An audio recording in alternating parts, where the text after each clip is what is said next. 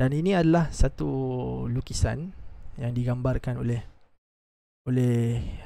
pelukisnya tentang peristiwa pembunuhan Nizamul Mulk, seorang wazir kerajaan Seljuk, dan sezaman dengan Imam Ghazali sendiri.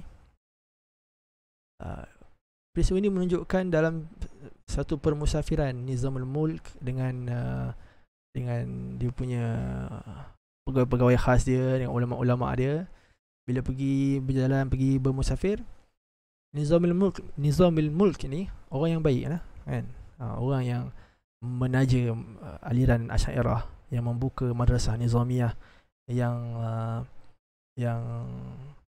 mengarus perdanakan aliran Asy'ariyah dan mazhab Syafi'i di Baghdad, dan di tempat di bawah kuasa Nizamul Mulk. Jadi dia menaja madrasah Asy'ariyah dan fiqh mazhab Syafi'i. Dan Abu Ishaq Asy-Syirazi, Imam Al-Juwaini, Imam Ghazali mengajar dekat madrasah Nizamiyah ni. Okey. Jadi ini menggambarkan bahawanya ada seorang Batiniyah ni. Ini Batiniyah ni kan. Dia pakai sama macam kita, dia pakai serban, dan dia berlakon dia ni seorang yang sufi, seorang yang zahid, seorang yang zuhud.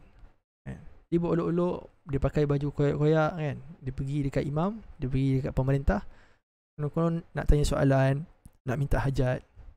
Jadi pemerintah ni raikanlah dia. Jadi bila dia datang dekat dengan Nizamul Mulk, dia bawa keluar pisau, dia cucuk, dia bunuh Nizamul Mulk. Ini nak kata bahayanya golongan Batiniyah ni kan. Kita jangan kata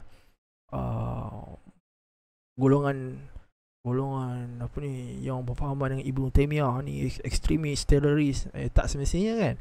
Teroris dengan ekstremis ni dia tak bermazhab kan.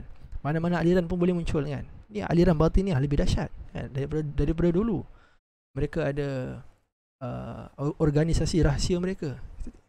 Jadi terorisme dengan ekstremisme ni bukan hanya khas pada Wahabi ke Ibnu Taimiyah ke, tak ada kan. Itu beberapa tokoh yang membawa aliran yang keras, yang membunuh, menumpahkan darah, berlaku dalam sejarah.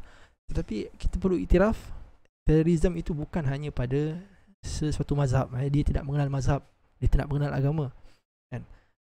Dan ini satu bukti bagaimana aliran-aliran yang selain daripada itu juga, yang mendakwa memahami ilmu rahsia, ilmu kebatinan, mereka juga buat benda-benda macam ni. Bahkan lebih teruk lagi, mengancam kerajaan, membunuh ulama-ulama. Dan Syekh Al-Qardawi menyebutkan dalam kitabnya tadi, yang saya tunjukkan tadi, Syekh Al-Qardawi kata, kitab Fadaih Batiniyah yang dikarang oleh Al-Ghazali ni menunjukkan bahawasanya Imam Ghazali ni bersifat sangat berani.